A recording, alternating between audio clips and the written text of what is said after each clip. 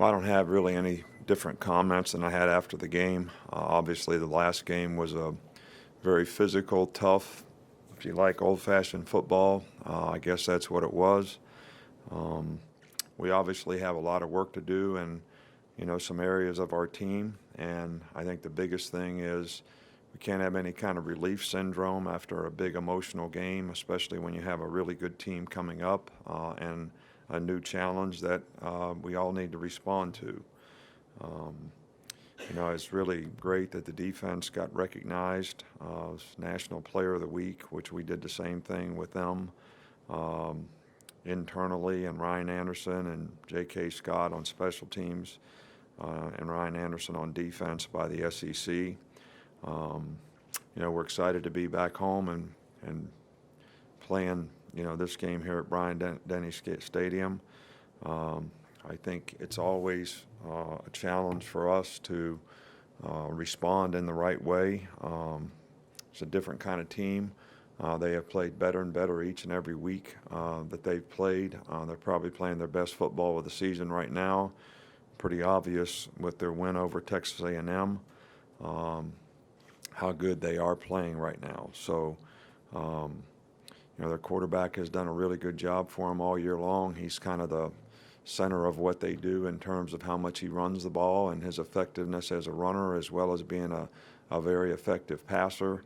They've got, Fred Ross is a very good receiver and an outside threat that can create explosive plays for them, and they've been able to run the ball effectively, and defensively they create a lot of issues and problems in terms of negative plays and how aggressive they are, and they're very well coached and a good special teams. Dan has done a great job there for, a lot of years, and we've always had some really difficult games, and that will be our expectation in this game.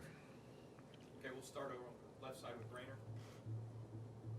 The pass coverage has improved dramatically over the last 3 games. What do you attribute that to since the Arkansas game? Well, it wasn't bad before the Arkansas game. We didn't play very well in the Arkansas game. We didn't play very well in the Ole Miss game, and the other games it's been fairly decent. I think there's always things that we can improve on. I think when you play a spread team, it's an entirely different type of whether it's RPOs that they throw, play action passes that they throw that make it much more difficult to defend. So it's a bit of a generalization just to say you played good in this game and played bad in that game. I think that we all need to focus on what we need to do to improve, and we'll be challenged in this game. And, when you play these kind of teams that have a lot of run-pass options, the key and responsibility on the perimeter is really critical to stopping the run as well as the passes. So that'll be a real challenge for us this week. Back left with Cecil. Coach, obviously J.K. had a good game against LSU, punting the ball. How did you evaluate the special teams overall? Well, we missed a field goal, but, kickoff coverage and kickoff return are 2 areas that we need to do a little better job in. Our punt return has been pretty consistent this year. The punt coverage has been pretty good. J.K. has done a good job. So there's areas that are pretty good, and there's areas that we need to improve. The one kickoff return got out to the 35-yard line, which we misfit the wedge. So when I say there's things that we have to work on, there's things in special teams that fall into that category as well. And kickoff return would be 2 areas that we need to make improvement in. Come back over here with Aaron. From the outside looking in, it looks like Ryan Anderson's been one of your more consistent players the last 2 years, but he seems to get overshadowed nationally, attention-wise, by Tim and Jonathan and those guys. What has he brought to your team this year? Well, Ryan has always been a really good player for us, and he's recognized by the SEC as a Player of the Week this week. So, first of all, he's a good leader. He's a smart player, really plays his position well, whether we're playing regular or his role in nickel. He understands the pass coverage part of what we have to do, which I think for an outside backer is really critical to have some guys that can do that. But his leadership, his pass rush ability, his ability to play the run, just a very, very, very good all-around football player that has done a fantastic job for us. Back on the left with John Zeno. You said you had some pretty hateful guys on this defense. I'm wondering if you can elaborate and kind of what that means, and also they had so many gut checks in that game. The mental toughness they showed to kind of keep coming through. Well, I think to be a good competitor, you got to have a little stuff in your neck, if you know what that means, or I don't know if I have to explain that too. I hope not. And that's what, good defensive players are. I'll tell you a story, which, when I was in Cleveland and we were getting ready for the draft, we got this great idea that we were going to hire this psychological guy to come in and give these guys a tap test, for their psychological disposition. Well, the 9 best players and defensive players in the draft that year had D taps. And I looked at the guy and I said, what are we hiring these guys to do? We want them to be aggressive. We want them to be competitive, not in the real world, but at least on the football field. So these characteristics are important in defensive players, and, we're evaluating these guys as, what they're like in Sunday school, which may not be the same. So we want a guy that's going to go hit a guy that weighs 250 pounds running downhill as hard as he can hit him. So let me figure out what is a D-tap, a good thing or a bad thing.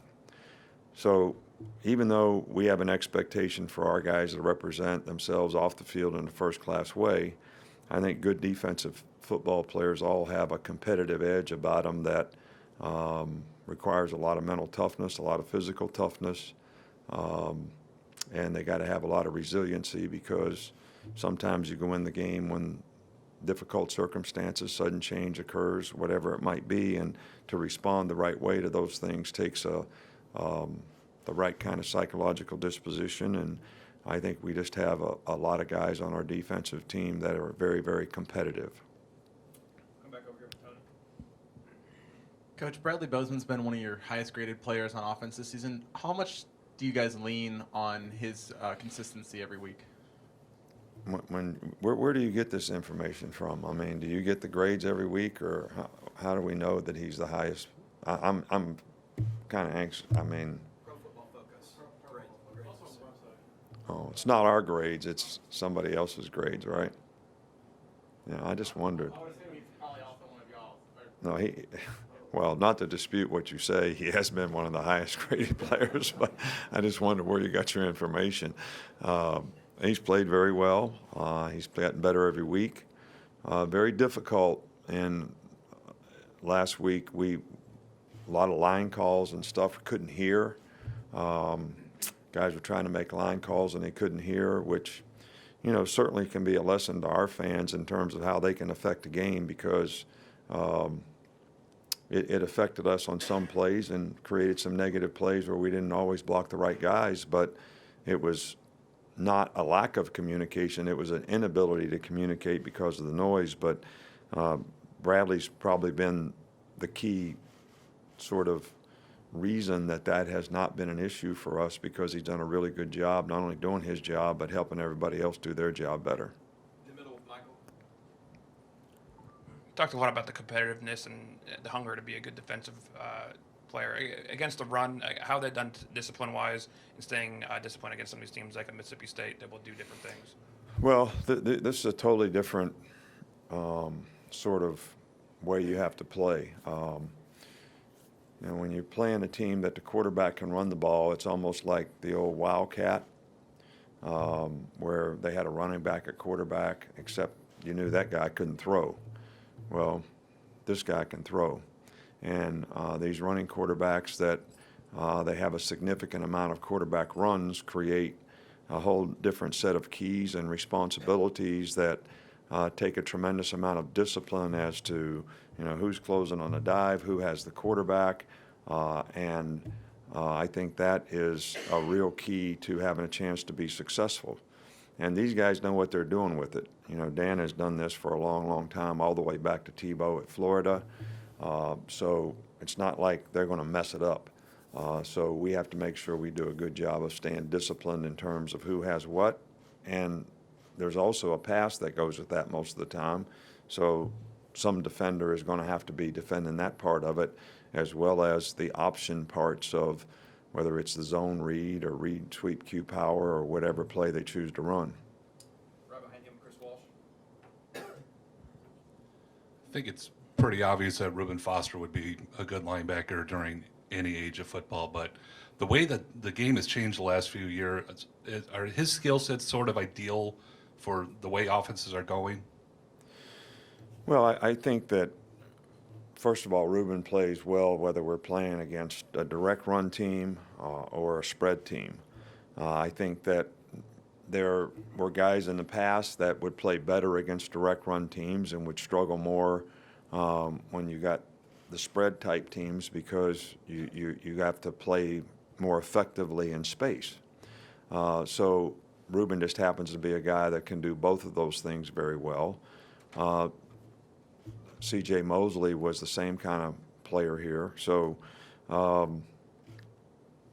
does that mean that he's a more effective guy? Maybe more all around, more versatile would be a better way to say it. But he's certainly done a really good job for us all year long in both scenarios of whatever we've played. And he makes a lot of calls and makes all the calls and gets us in the right thing and has a really good understanding of football, which I think helps him from a key and diagnose standpoint to really react quickly to what he has to do. Back over here with Charlie. Just want to ask where you've seen Anthony Averett progress the most since the start of the season. Well, I think he's played well for us all year long and hasn't given up a lot of plays and plays smart, keeps people cut off, kind of silently goes about his business and does a really good job for us. And we've been pleased with him all year long. I think his knowledge and experience certainly has been helpful to him, and that's probably enhanced his ability to play with a little more consistency as we go along. But we think he's really played well all year. Stay over here with Ben. What kind of progression has Lester Cotton made this year, fundamentally or technically? Well, I still think we have work to do in some of our areas of our team, and I made mention of the fact that it was tough on the offensive line in some of the scenarios we had last week, and that's something that we certainly need to work on and get fixed. But Lester had made steady improvement, and certainly like to see him play aggressive and physical all the time and finish and be more confident in what he's required and supposed to do. But he has gotten better and better at that as the year has gone on. Stay over here with Alex. Two more, Alex and then Joe. I actually got two questions real quick. Tony Brown's one of those guys that's got all the talent in the world, but just hasn't been able to put it together yet. How have you seen him progress, grow, and maybe even off the field to get to this position? Well, he did a good job in the game this past week. Just have to work on his confidence and consistency in what he's doing. And sometimes, a little bit of technique would be helpful to him. Guy's a really good competitor. Just got to channel his energy in the right direction, which he's made tremendous progress at. He's done well in school, getting things right on and off the field. And we're happy with the progress that he's made, and hopefully he'll continue to develop a better understanding of how important, when you're on a team, your role on the team affects everyone in terms of what you do, so that you can continue to be a good teammate to those that you're playing with.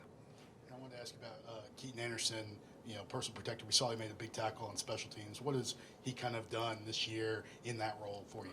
He's done a fantastic job in that role. He's a very bright guy, and when we're in our punt protection, it takes a little bit of understanding from the PP. He is the quarterback of the group, so whether they present an 8-man, 7-man, 6-man box determines what kind of protection we're going to have, who can free release as a flyer, and he's been one of the guys that has done extremely well in putting us in the right protection. as well as improving the coverage pattern when we have the opportunity to do it. So he's done a really, really good job, and he's a good athlete and can run down the field. So when we get him out fast, it's like having another gunner out there. Yeah, just after watching the film, how would you assess Micaiah Fitzpatrick play at safety in the first game, as well as making the calls and doing the technical stuff? He did a good job. Micah played well in the game, and we were happy with the adjustments that he made. He didn't make a lot of mental errors, and really played well. And he's a bright guy that is a good competitor and really prepares well for a game. And I think his disposition probably helped him be able to do that, and I was really pleased with the way he played in the game. Last one in the back to Joe. Hey, Coach, whether it's been the player-only meetings or how self-critical they've been of themselves this season, this group has been so focused, so locked in, and I know you preach that to all your teams, but how has this team distinguished itself in that regard, maybe relative to other teams you've coached? Well, I think that's all determined by how you finish. I think it's determined by the entire body of work because each week we have a little different challenge that presents us, whether it's playing at LSU last week in a very difficult environment or coming back home and playing against a very good Mississippi State team, to be able to maintain and not be vulnerable to external factors and other things that make you understand that it's important that every time you go out there, you're sort of making a statement about who you are and what you can do, and to do that with consistency throughout the whole season is the challenge for any team. Some of our teams have done it well, some not as well, but that's still, they've done it so far.